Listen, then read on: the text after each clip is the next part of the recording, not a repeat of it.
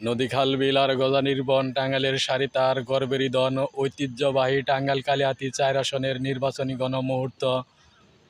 ৩ জন প্রধান প্রার্থী মাননীয় আব্দুল লতিফ সিদ্দিকী সাহেব স্বতন্ত্র হাঁস প্রতীক নিয়ে, জনাব মতিন সাহেব ধানের শীষ প্রতীক নিয়ে, জনাব আব্দুর রাজ্জাক সাহেব দাঁড়িপাল্লা প্রতীক নিয়ে। ধরে নেন ১০০-র মধ্যে ৯০% ভোট যদি কাস্ট হয়, তাহলে আমি ক্ষুদ্র মানুষ, আমার যে বিবেচনা, আমি কৃষকের সন্তান, আমার যে বিবেচনা, আমি হয়তো আমেরিকা লন্ডনের মতো এত বুঝি না, এত জ্ঞানীমান বুদ্ধিমান নই, তবে আমার ক্ষুদ্র জ্ঞানী, কারণ আমরাও তো সেটা ডাইল ভাত খাই। আমার ক্ষুদ্র জ্ঞানে যে বিচার বিশ্লেষণ, এই বিচার বিশ্লেষণ অনুপাতে শতকরা ৯০টা ভোট কাস্ট হইলে সেখানে লতিফ সিদ্দিকী সাহেবের ভোট হয় ৩০%। ওনার ভোট যদি ৩০% হয়, ওনার বেশিরভাগ গানই নৌকা নিয়েই।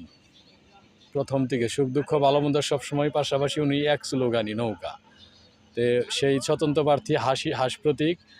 আর বিএনপি যদি আপনার ৬০% ছিল এক সময়, যখন জামাতের প্রার্থী ছিল না, তো ধরে নিলাম আমি এখন বর্তমান জামাত প্রার্থী আছে যারা একসময় জামাতের ভোটগুলোও বিএনপিতে দিত, এখন তো জামাতের প্রার্থী আছে, তাহলে ধরে নেওয়া যাক ৩৩-৯০। এটা হচ্ছে প্রথম জরিপ। তারপরে আপ ডাউন করবে, কিন্তু লতিফ সিদ্দিকী সাহেবের ভোট তেমন একটা আপ ডাউন করবে না। আপ ডাউন যতটুকু ওই বিএনপির ভোটই কমবে, কারণ সেটা প্রতিদ্বন্দ্বিতা হবে জামাতের সাথে। তো লাস্টের পজিশন দেখা যাক, বিচার বিশ্লেষণ করে কি হয়। আমার জরিপ এইটা, আপনার জরিপ কি কমেন্ট করে জানাবেন। ধন্যবাদ সবাইকে। আবু সাইদ, কালিহাতী, টাঙ্গাইল।